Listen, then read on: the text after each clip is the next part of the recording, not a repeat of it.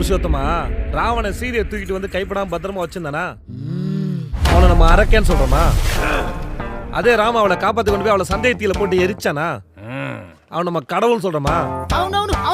ராமன் கெட்டவனா ராவணன் கெட்டவனா? ராவணன் நல்லவனா? ராமன் தானே கெட்டவன். டேய் ராமர் எப்பறா கெட்டவரா முடியும்? ராமர் நல்லவரா? கடவுளே ராவணன் தான்டா அரக்கன். டேய் இந்த கதையில ராமனும் நான் தான் ராவணனும் நான் தான்.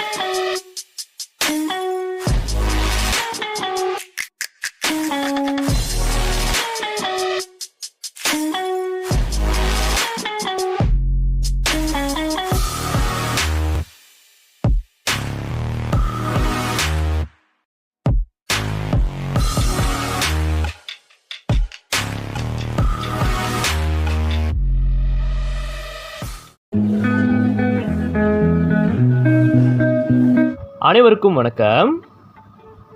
இன்று நம்ம ராமர் சீதையை தீயில் குதிக்க சொன்னாரா என்ற தலைப்பை பற்றி பார்க்கலாம். வால்மீகி ராமாயணத்துல எந்த ஒரு இடத்துலையும் ராமர் சீதையை தீயில் குதிக்க சொன்னதா வால்மீகி குறிப்பிட கிடையாது. மாறாக சீதையே முன்வந்து அக்னியில் புகுந்தாங்க. ஆதலால் தான் இதற்கு அக்னி பிரவேசம் என்ற பெயர் வழங்கலாயிற்று. அக்னி பிரவேசம் அப்படின்னா அக்னி என்றால் நெருப்புன்னு பொருள்படும். பிரவேசம் என்றால் உட்புகுதல் அப்படின்னு பொருள்படும். ஆகவே அக்னி பிரவேசம்னு சொல்லும்போது நெருப்பில் உள்புகுதல் அப்படின்னு நம்ம பொருள் கொள்ளலாம். வால்மீகி ராமாயணத்துல அக்னி பிரவேச காட்சி அமைந்திருக்கு. ராமர் சீதையை தீயில் குதிக்க சொல்ல கிடையாது. இருந்த போதிலும் சீதையுடைய அக்னி பிரவேசம் இடம் பெற்றிருக்கு. ஏன் சீதை அக்னி பிரவேசம் செய்தாங்க அப்படின்னு நம்ம பார்க்கலாம். வால்மீகி ராமாயணத்துல ராவண வதம் முடிந்ததும் ராமரும் சீதையும் ஒன்று சேரும் தருவாயில் இந்த அக்னி பிரவேச சம்பவம் நிகழ்ந்தது. குறிப்பாக வால்மீகி ராமாயணத்தின் யுத்த காண்டத்தின் 114 முதல் 118வது சர்க்கம் வரை இந்த சம்பவம் ஆழமாக கூறப்பட்டுள்ளது. ராவண வதம் முடிந்ததும் அசோகவனத்திலிருந்து சீதை வந்தாங்க. அப்போது சீதையை கண்ட ராமர் சீதையிடம் சில வார்த்தைகளை பேசினார். அதாவது சீதையை கண்டு ராமர் சொல்றாரு, நீ கலங்கமற்றவள் என நான் உறுதியாக நம்புகிறேன். நாம் இருவரும் பிரிந்திருந்தாலும் மனத்தால் ஒன்றிணைந்து உன்னை கலங்கப்படுத்த முயன்றவனின் எண்ணத்தை உன் தவ வலிமையாலும் என் திடபலத்தாலும் முறியடித்து விட்டோம். உன்னை நானும் என்னை நீயும் மீண்டும் வென்று விட்டோம். ஆனாலும் சிறுபுத்தி கொண்ட மனிதர்கள் உன்னை பற்றி அவதூறாக பேசுவார்கள். இத்தனை வீரம் பொருந்தியும் ஜனவாதத்தை முற்றிலும் ஒழிக்க என்னிடம் எந்த ஒரு சக்தியும் இன்றி உன் முன் நிற்கிறேன். ஜானகி, இங்கிருந்து வேறு இடத்திற்கு நீ சென்று விடு. எங்கு வேண்டுமானாலும் சென்று புதிய வாழ்க்கையை துவங்கிக்கொள் அப்படின்னு ராமர் சொல்றாரு. ஜனவாதம்னா அவதூறா பேசுறது மற்றும் புறம் பேசுறது. இவ்வாறு ஸ்ரீராமர் சீதையிடம் கூறுகிறார். தம் அன்பு கணவனை விட்டு பிரிந்து வேறு ஒரு இடத்திற்கு சென்று வேறு ஒரு புதிய வாழ்க்கையை துவங்கி வாழ வேண்டும் என்ற எண்ணம் சீதைக்கு சுத்தமா கிடையாது. அன்பு கணவனை விட்டு பிரிந்து வாழ விருப்பம் இல்லை என்ற எண்ணத்துல தம் உயிரை மாய்த்து கொள்ள அவங்க முடிவெடுக்கிறாங்க. அந்த ஒரு எண்ணத்துல தான் சீதை தீயில் பிரவேசித்தாங்க. தீயில் இறங்குவதற்கு முன்னர் சீதை ராமரிடம் பல கேள்விகளை எழுப்பியிருக்காங்க. ராமரிடம் பல கேள்விகளை கேட்ட பிறகு லக்ஷ்மணரிடம் தீக்குண்டத்தை மூட்ட ஆணையிடுறாங்க. முதல்ல லக்ஷ்மணன் தயங்குறாரு. லக்ஷ்மணன் ராமர் மீது கோபம் கொள்றாரு.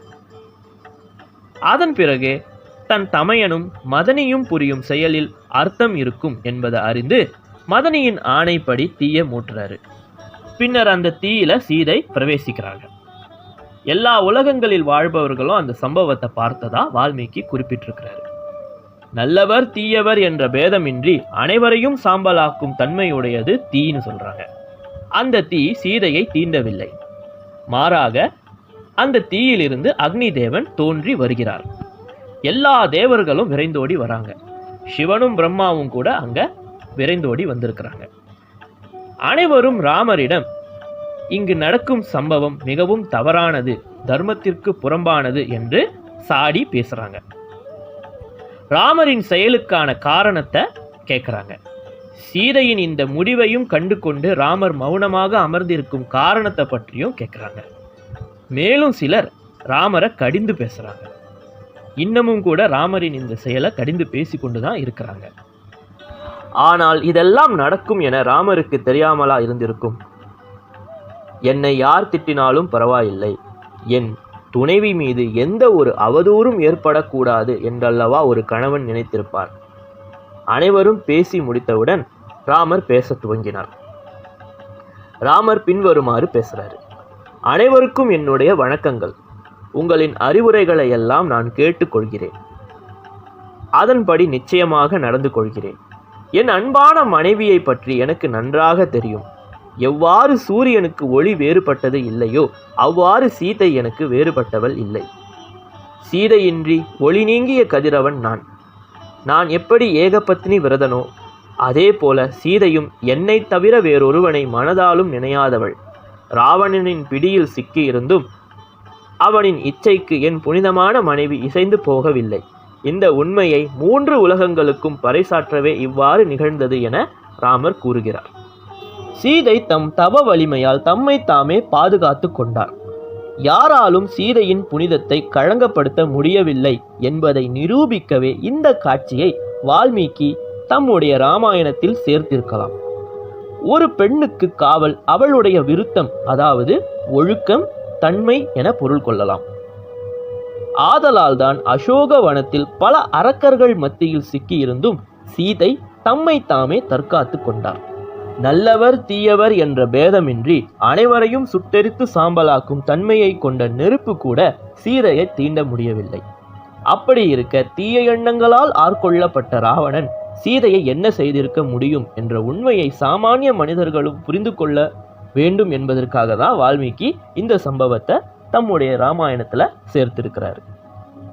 இந்த அக்னி பிரவேச காட்சி முடிந்ததும் ராமரும் சீதையும் ஒன்றாக இணைந்து அவர்களுடைய நலன் விரும்பிகளோடு அயோத்திக்கு திரும்பி போகிறாங்க. அயோத்தியில ராமருடைய பட்டாபிஷேகம் நிகழ்கின்றது. ராமரும் சீதையும் பல ஆண்டுகள் மகிழ்ச்சியாக அயோத்தி நகரில் வாழ்ந்து வராங்க. அத்தோடு வால்மீகி ராமாயணம் முடிவு பெறுகின்றது. அதன் பிறகு கூறப்படுற ராமர் சீதையை காட்டுக்கு அனுப்பிய கதையெல்லாம் வால்மீகி ராமாயணத்துல கிடையாது. இவையெல்லாம் பின்னர் எழுதப்பட்ட வெவ்வேறு பதிப்புகளில் சுவாரஸ்யத்திற்காகவும் பொழுதுபோக்குக்காகவும் சேர்க்கப்பட்டிருக்கலாம். இதை மையமாக கொண்டுதான் ஸ்ரீராம ராஜ்யம் என்ற ஒரு தெலுங்கு திரைப்படமும் வெளியிடப்பட்டது. இந்த அக்னி பிரவேசத்தின் போதுதான் ராமர் பின்வருமாறு கூறுகிறார்.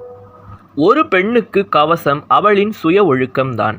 வீடுகளில் பூட்டி வைப்பதோ, சுவர்களுக்குள் அடைத்து வைப்பதோ, முக்காடுகளால் மூடி வைப்பதோ அல்லது மறைப்புகளுக்குள் ஒழித்து வைப்பதோ அவளுக்கு உண்மையான பாதுகாப்பை அளிக்கும் என கருதப்பட மாட்டாது என்று ஸ்ரீராமர் கூறுகிறார். இந்த கருத்து ராமாயணத்தின் யுத்த காண்டத்தின் 114வது சர்க்கத்தில் 27வது ஸ்லோகமா அமைந்திருக்கு. புறம் பேசுதல், அவதூறு செய்தல், ஆதாரமின்றி ஒரு விஷயத்தை நம்புதல் மற்றும் ஆதாரமற்ற தகவல்களை பரிமாறுதல் போன்ற தீய கர்மங்களை தான் ஜனவாதம் என்று குறிப்பிடுறாங்க. இதையே திருவள்ளுவரும் புறங்கூறாமை என்ற அதிகாரத்துல விளக்கியிருக்காரு. எந்த ஒரு வேளையிலும் ஆதாரமற்ற எந்த ஒரு தகவல்களையும் பரப்பக்கூடாது. ஒரு பெண்ணுக்கு கற்பு எனப்படுவது அவளுடைய சுய ஒழுக்கம்தான். எவனோ ஒருவன் அவளை சம்மதமின்றி கட்டாயப்படுத்தி தீண்டுவதால் அவளுடைய கற்பு கலங்கப்படுவதில்லை. கணவனும் மனைவியும் ஒருவரை ஒருவர் புரிந்து கொண்டு செயல்பட வேண்டும். இது போன்ற தர்மங்கள் தான் இந்த காட்சியின் மூலமாக விளக்கப்படுகின்றது. எனவே இறுதியாக நாம் என்ன தெரிந்து கொள்ளலாம் என்றால், ராமாயணத்தில், குறிப்பாக வால்மீகி ராமாயணத்தில் எந்த ஒரு இடத்திலையும் ராமர் சீதையை தீயில் குதிக்க சொல்ல கிடையாது. சீதையே தான் தீயில் பிரவேசித்தாங்க. சீதையுடைய அக்னி பிரவேசத்திற்கும் அந்த சமயத்தில் ராமருடைய மௌனத்திற்கும் காரணங்கள் இருந்தன என்பதை இந்த காணொளியில் நம்ம விளக்கமாக பார்த்துட்டோம். மேலும் இந்த சம்பவத்தில் காணப்பட்ட தத்துவங்களையும் நம்ம தெளிவாக பார்த்துவிட்டோம். எனவே ராமாயணத்தை பற்றிய தெளிவான ஞானம் மற்றும் புரிந்துணர்தல் நமக்கு இருக்க வேண்டும். அது இல்லாத பட்சத்தில் தேவையற்ற வதந்திகள், பொய்யான கருத்துகள் போன்றவற்றை நாம் பரப்புவதை தவிர்த்து கொள்ள வேண்டும். நன்றி. எல்லாம் சேர்ந்தது தான் வந்து ராமாயணம். ஸோ ராமாயணத்தில் உத்தரகாண்டம் வந்து கம்பர் எழுதியிருக்க மாட்டார். காரணம் என்னென்னா அது ஒரு துக்கமான பகுதி. அதை ஒட்டக்குத்தர் தான் எழுதினார். அதையும் இங்கே நோட் பண்ணிக்கிறங்க. பார்ப்போம். இந்த சம்பூக வதம் அப்படிங்கிற உருட்டை இந்த கருப்பு சட்டைங்க பல நாளாக உருட்டிக்கிட்டு இருக்காங்க. ராமர் பட்டியலினத்தை சேர்ந்த ஒருத்தரை கொன்னுட்டதாகவும் அவர் ஒரு ஜாதி வரி பிடிச்சவர்னு பல நாளாக உருட்டிக்கிட்டு இருக்காங்க. சரி, இந்த விஷயம் எங்கடா இருக்கு சொல்லுங்கடா நாங்களும் தெரிஞ்சுக்கிறோன்னு கேட்டா, ப்ரோ இது ராமாயணத்துல உத்தரகாண்டத்துல இருக்கு ப்ரோ, போய் பாருங்க ப்ரோன்னு சொல்றாங்க. அடா பாவிங்களா, வால்மீகி ராமாயணத்துல உத்தரகாண்டமே கிடையாது. அதை தமிழ்ல மொழிபெயர்த்த கம்பராமாயணத்திலையும் உத்தரகாண்டம் கிடையாது. இப்படி பழமையா இருக்கிற எந்த ராமாயணத்திலையும் உத்தரகாண்டம் கிடையாது. சரி, இந்த உத்தரகாண்டன்ற உருட்டு எங்கிருந்து தான் வந்ததுன்னு பார்த்தா, சமீபத்தில் ஒரு சிலரால் கோத்து விட்டது தான் இந்த உத்தரகாண்டம். ஆதாரத்தெல்லாம் விடுங்க, கொஞ்சம் காமன் சென்ஸோட யோசிச்சு பாருங்களேன். குகப்படலம் அப்படின்ற படலம் நம்ம 10வதுலேயே படிச்சிருப்போம். அதாவது அசைவம் சாப்பிடக்கூடிய வேடவர் குலத்தை சேர்ந்த குகனை பார்த்து நால்வரோடு இனி ஐவரானோம் அப்படின்னு சொல்லி கட்டி பிடிச்சிருப்பாரு. சபரி அப்படிங்கிற பட்டியலினத்தை சேர்ந்த பெண் கடிச்சு கொடுத்த பழத்தை ராமர் வாங்கி சாப்பிடுவாரு. இது எல்லாத்துக்கும் மேல ராமாயணத்தை எழுதின வால்மீகி ஒரு காலத்துல கொள்ளக்காரனா இருந்து ரிஷியா மாறினவர். அவருடைய ஆசிரமத்துல தான் ராமனோட பிள்ளைங்க வளருவாங்க. வேடன், பட்டியலினத்து பெண், கொள்ளையன், இப்படி எல்லா தரப்பு மக்கள்கிட்டையும் சேர்ந்து இன்னைக்கு நம்ம பேசுற ஜாதி மறுப்பு கொள்கையை அப்பவே கடைபிடிச்ச ஒரு மனுஷன் எப்படி ஜாதிக்காக ஒரு மனுஷனை கொண்டிருக்க முடியும்? இதை யோசிக்க வேணாமா? இது